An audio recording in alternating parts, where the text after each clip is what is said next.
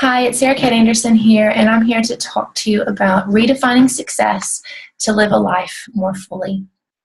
And this is something that's been coming up a lot with people in my community or that I'm mentoring or who I'm doing business with, because I think a lot of us have big goals and dreams and desires in our hearts. And sometimes we get stuck because we feel like we're pushing and we're working hard and we can't seem to be making a lot of headway. And so the first thing I want to share with you is that our Creator has actually imprinted on our hearts the hunger to live more fully and to live a full life. So when you do have these burning desires within you and these big goals for your life, this is naturally innate and planted within you. So these are things that you want to be proud of and you want to listen to and not to shy away from.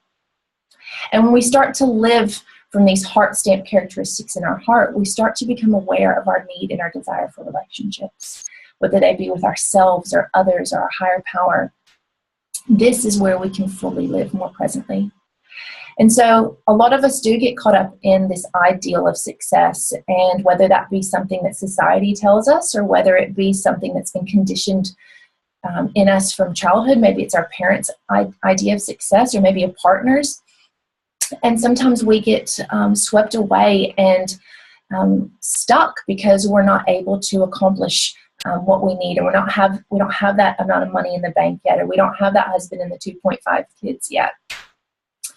But I think it's really important for us to realize that we have to redefine success, and we have to sink back into our heart and figure out what really lights us up. Because the truth is, some of the most richest billionaires in the world are some of the most miserable. And, you know, for me, who longed to have a child, and we tried, and we suffered from pregnancy loss, and then we finally had our little boy, that was something that I just thought, once I have a child, I will be happy.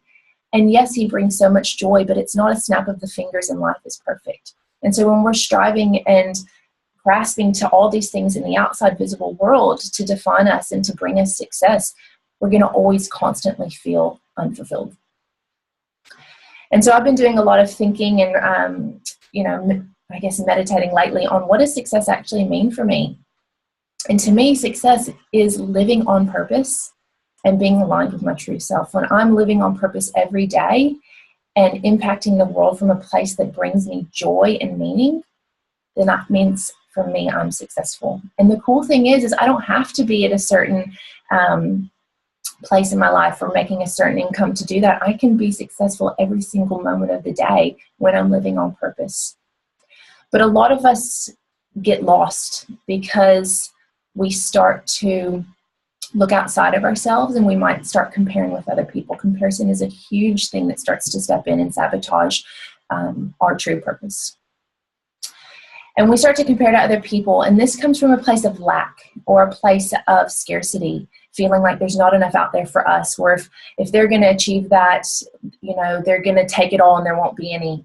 And we don't believe in the unlimited abundance of our Creator, or we lose sight of it for a moment.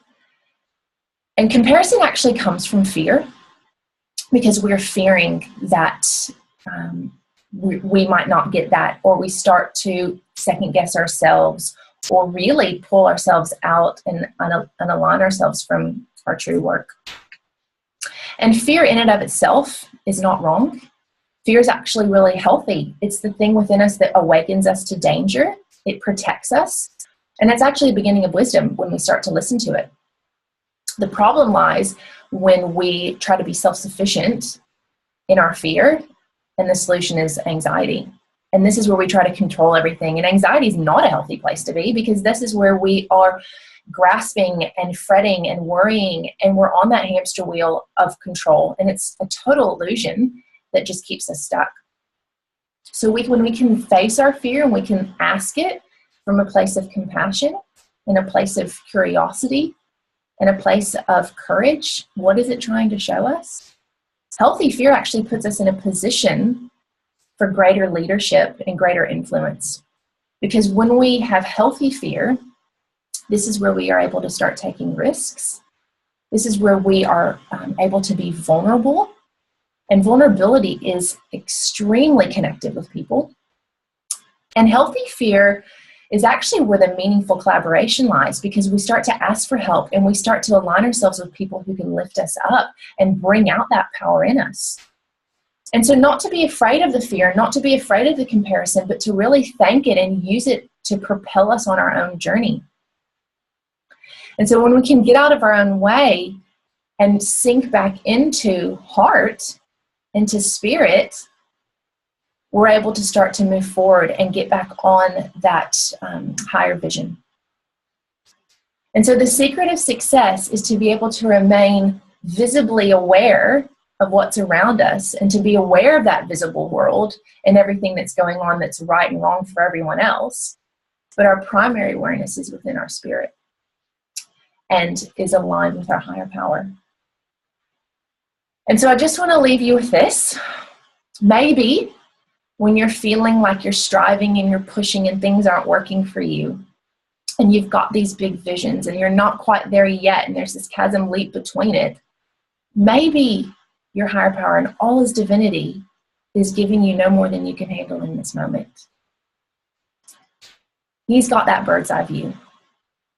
We're just that tiny ant that's looking up in that mountain going, how the heck am I going to climb that? But we can come back to a place of trust and sink back into love and have that gratitude knowing that we are being guided. And you, my friend, are being guided along the best pathway for your life.